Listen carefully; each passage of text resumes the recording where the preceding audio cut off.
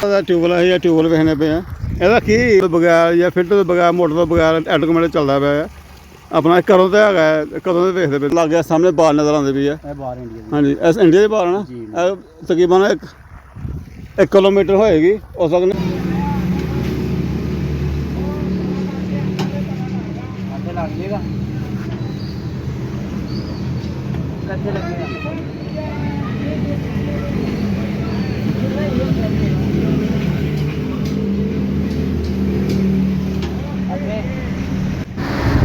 बिस्मिल्लाहिर्रहमानिर्रहीम अस्सलाम वालेकुम। उम्मीद करना मेरे सब देखने वाले भैन भाई ठीक ने। अल्लाह पाक सारे को खुश रखे आबाद रखे दुआओं च याद रखियो। और रक्षा मेरा खराब होया ठीक करा लिया बस खराब ही होंदे रहंदे ने इंसान वाला हिसाब ही कदे सही ते कदे खराब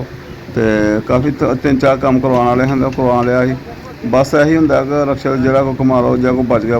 कोई बाकी रक्षा ला लो और मैं हिसाब ला लिया गल इस तरह जो ना ये कम कम ऐसा कम चलो रोटी पानी लभ जाता बंदे बाहर निकला है बंदा कदे रोटी पानी बच्चे कदों बंदा लै आंदा बाकी यह कहोगे जो अमीर बंदा हो जाए अमीर नहीं हो सकता कोई भी जो कोई पैसे होंगे लग टुट भज भी इन्ना ही होंगी है लग भी देंगे कोई टांगे टूके लवाए कोई टुट भज होई दी मुंडे थले कर रहे हैं वो खोलते खालते पे ने तो यह कम करवा के फिर उस तो बाद जाने तो सफा आप तुहानूं सैर करवाने पिंडां दी खूबसूरत पिंडां दी सैर होएगी। तो चलो नाल जुड़े रहो भैन भाई जिन्हें नवे आंदे ने चैनल सबसक्राइब जरूर करो और अपने फैमिली शेयर करो। इंशाअल्लाह ताला वीडियो मज़ा आएगा पूरा ब्लॉग देखो और तुहानूं लैके जावांगे जे तुसीं सामने तो देखा कि ट्यूबवेल एक 8 मिनट चलता है इंजन तो बगैर वो तुहानूं दिखावांगे पिंडां च लैके जावांगे। अल्लाह करे थोड़ा कम हो जाता हले कम होर भी निक्के मोटे होर भी करवाने वाले हैं तो करवावांगे बाद निक्के कम मुकदे ही नहीं होंदे रहंदे ने बस अल्लाह पाक रहमत करे करम करे। चलो चलिए।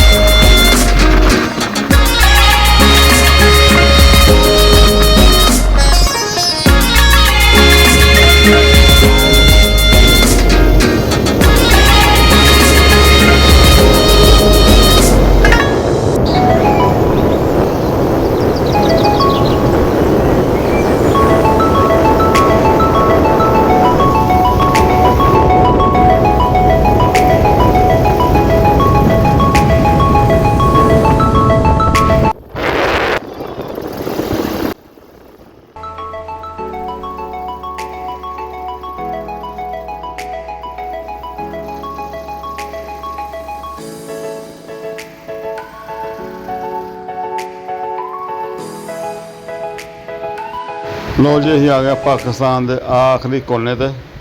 ਇੰਡੀਆ ਦੀ ਬਾਰਡਰ ਅੱਗੇ ਔਰ ਇੱਥੇ ਦਰਿਆ ਰਾਵੀ ਦਰਿਆ ਪੈਂਦਾ ਤਾਂ ਅਸੀਂ ਉਹ ਵੇਖਣ ਚੱਲੇ ਹਾਂ ਤੇ ਅੱਗੇ ਇੱਥੇ ਨਾ ਚਿੱਕੜ ਜਿਹਾ ਹੋਇਆ ਬਾਰਿਸ਼ਾਂ ਬੂਰਸ਼ਾਂ ਚਿੱਕੜ ਹੋਇਆ ਸਾਰੇ ਉਹ ਗਏ ਨਹੀਂ ਹੈਗੇ ਬਾਕੀ ਤੁਹਾਨੂੰ ਦਿਖਾਉਂਦੇ ਹਾਂ ਅਸੀਂ ਬਾਕੀ ਸੀਨ ਬਾਰਡਰ ਤੋਂ ਪਹਿਲੇ ਜਿਹੜਾ ਟਿਊਬਲ ਵਗੈਰਾ ਚੱਲਦੇ ਨੇ ਜਦੋਂ ਬਗੈਰ ਉਹ ਵੀ ਤੁਹਾਨੂੰ ਦਿਖਾਉਣ ਜਾਂਦੇ ਹਾਂ ਤੇ ਦੇਖੋ ਜ਼ਰੂਰ ਉਹ ਖੂਬਸੂਰਤ ਸੀਨ ਇਹ ਮੂੰਜੀ ਦੀ ਫਸਲ ਵਗੈਰਾ ਲਾਈ ਹੈ ਇਹ ਨਾ ਲੱਗਦੀ ਪਈ ਅੱਗੇ ਜਾ ਰਹੇ ਉਦੋਂ ਤੁਹਾਨੂੰ ਟਿਊਬਲ ਤੇ ਦਿਖਾਣੇ ਜਾਵੇ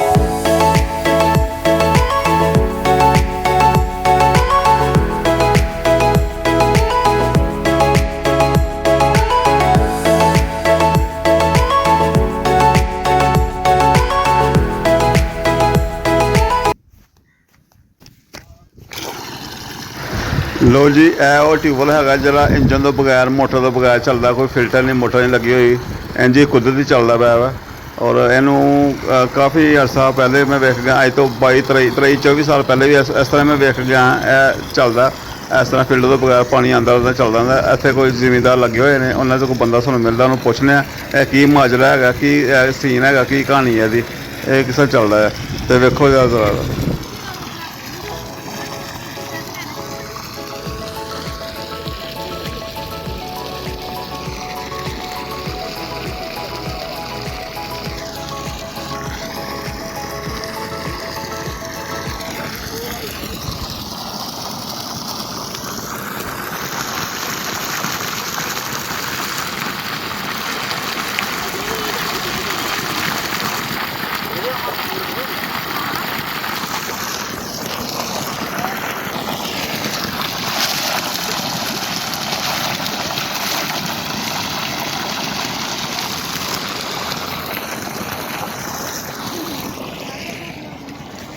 अस्सलाम वालेकुम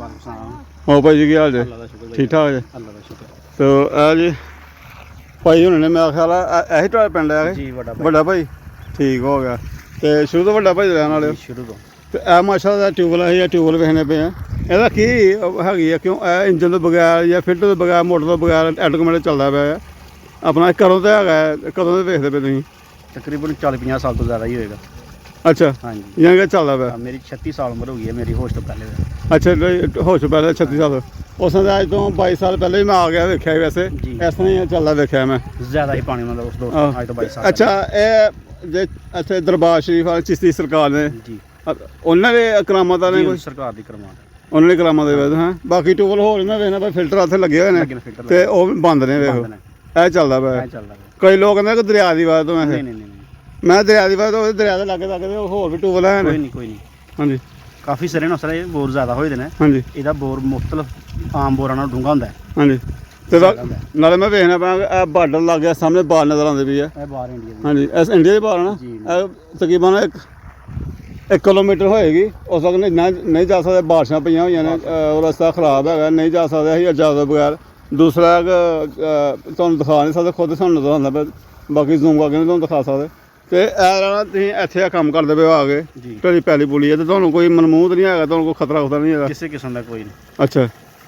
ਕੋਈ ਬਾਜ਼ਕਾਤ ਹਾਲਾਤ ਖਰਾਬ ਹੋਣ ਥੋੜਾ ਜਿਹਾ ਮਸਲਾ ਹੁੰਦਾ ਵਰਨਾ ਕੋਈ ਮੁਸ਼ਕਲ ਨਹੀਂ ਹੈ ਹਾਂ ਈਜ਼ੀ ਹੋ ਕੇ ਕੰਮ ਕਰ ਰਹੇ ਈਜ਼ੀ ਹੋ ਗਿਆ ਠੀਕ ਹੈ ਜਾਨੀ ਕਿ